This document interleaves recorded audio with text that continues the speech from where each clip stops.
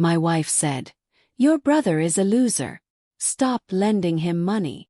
Kept helping him anyway. 5 years later, he sold his startup for $40 million. What he did next made her face go white. I handed my brother another check across the kitchen table. $2,000 this time for rent money again. My wife Lauren walked in, saw the check, and her jaw tightened. She didn't say anything right then, just stared at me with that look that said we'd be talking about this later. My name is Ethan. I'm 34. I work in corporate finance making a decent salary. Nothing spectacular, around $95,000 a year. It's a comfortable life. Been married to Lauren for 6 years.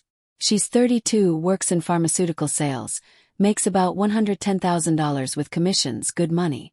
My brother Tyler is 29, 5 years younger than me. He'd been working on his startup for 3 years at that point, some kind of software platform for logistics companies that track shipments, optimized routes, and connected warehouses. I understood maybe half of what he explained. What I did understand was that he believed in it completely.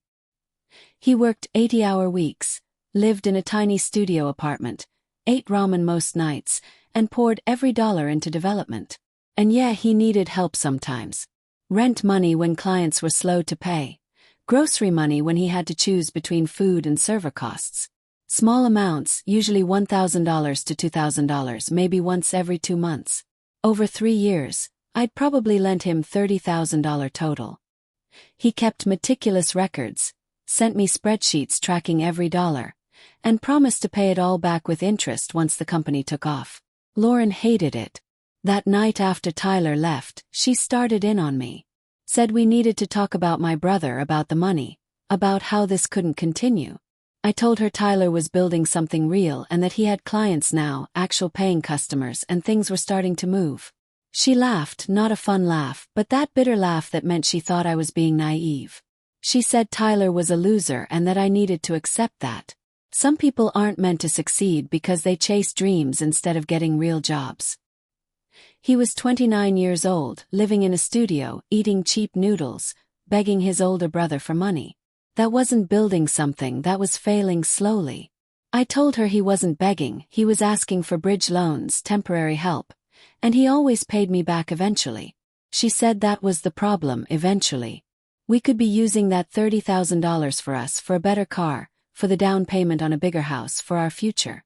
Instead, I was throwing it away on Tyler's fantasy.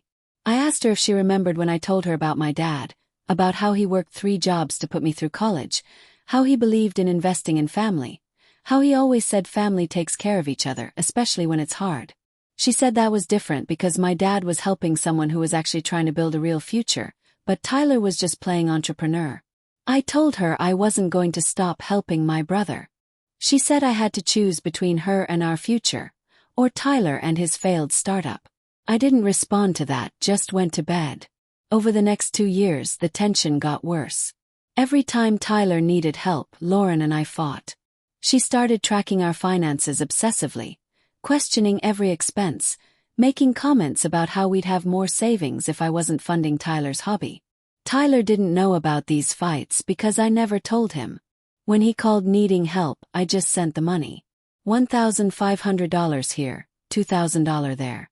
One time $3,000 when he had to replace his laptop and pay for a crucial software license in the same week. Lauren stopped speaking to Tyler entirely. At family dinners, she'd be polite but cold. When he tried to talk about the company, she'd check her phone or change the subject.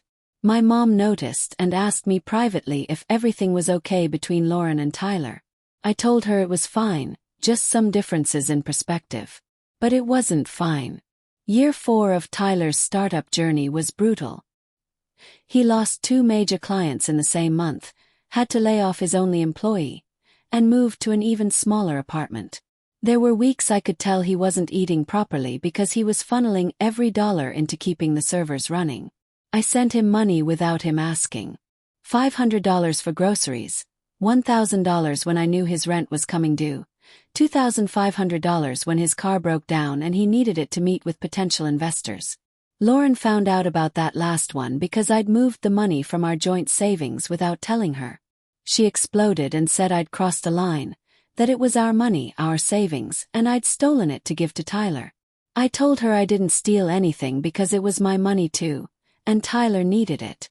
She said Tyler needed to grow up and get a real job, that this had gone on long enough, 5 years of this nonsense. When was I going to accept that he'd failed? I told her he hadn't failed because he was still fighting, still building, still believing.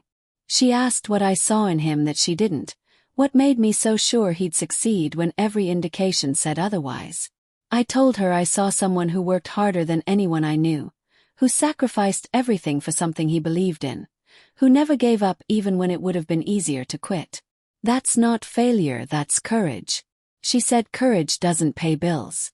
That conversation ended with her sleeping in the guest room. Around month 47 of Tyler's startup, something shifted. He called me excited for the first time in months because a major logistics company wanted to pilot his platform. Real company, Fortune 500. If the pilot went well, they'd roll it out across their entire operation. This was the break he'd been working toward. The pilot was successful, and the logistics company signed a full contract for an $800,000 annual licensing fee. Then 2 of their competitors reached out because they'd heard about the platform and wanted in. Within 6 months, Tyler had 5 major clients and revenue hit $3.2 million annually. He paid me back every dollar I'd lent him, $47,000 total by that point, plus 10% interest. He sent me a single wire transfer with a note that said, "Thank you for believing in me when nobody else did." Lauren saw the deposit and asked where it came from. I told her Tyler paid me back everything plus interest. She was quiet for a moment, then said that was good and maybe now he could stand on his own feet. I didn't tell her about the rest of what was happening with Tyler's company, about the acquisition offers he was starting to receive, about the venture capital firms circling, about the valuation discussions. Year 5, month 2. Tyler called me on a Tuesday afternoon and his voice was shaking. He'd accepted an acquisition offer for $40 million, half in cash, half in stock of the acquiring company. The deal would close in 60 days. After the dust settled, after taxes and employee payouts and investor shares, he'd walk away with about $22 million personally. I sat down in my office and just processed that for a minute. My little brother, the loser who ate ramen and lived in a studio, was now worth $22 million. He asked if I could come over that night because he wanted to talk about something important. I told Lauren I was meeting Tyler for dinner. She barely looked up from her phone and said fine. Tyler's new apartment was different. He'd upgraded 6 months earlier when the contracts started coming in. Nice place, 2 bedrooms, actual furniture. He had paperwork spread across his dining table when I arrived. He got straight to it and said he'd been thinking about what to do with the money.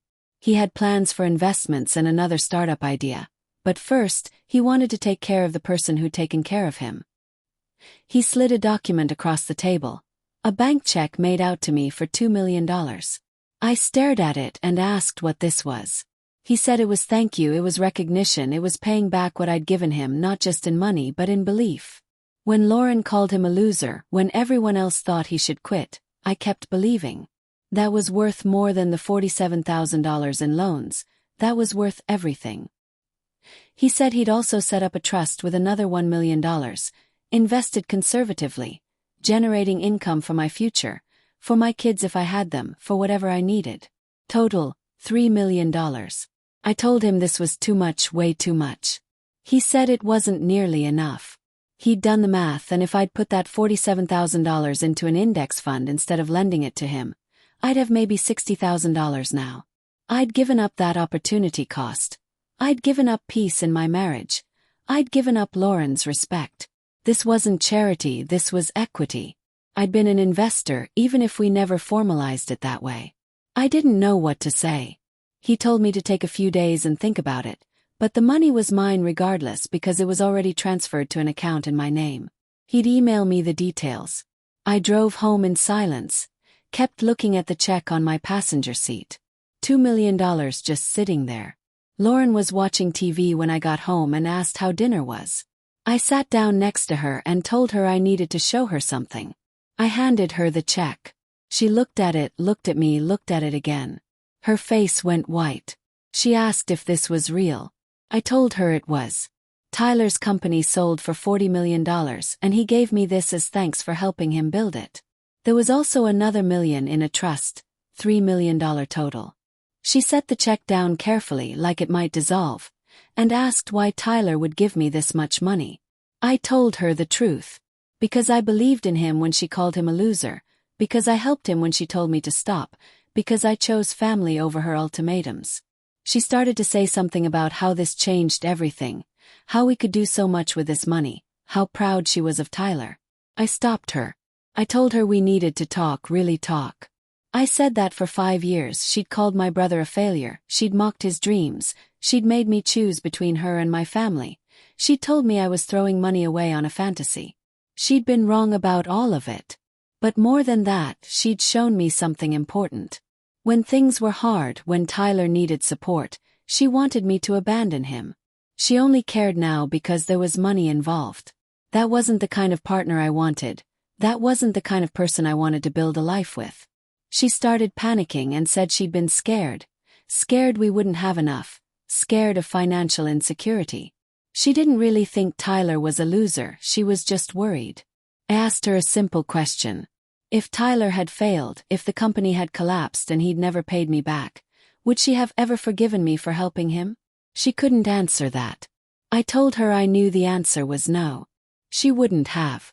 She'd have held it over me forever and used it as proof that she was right and I was naive.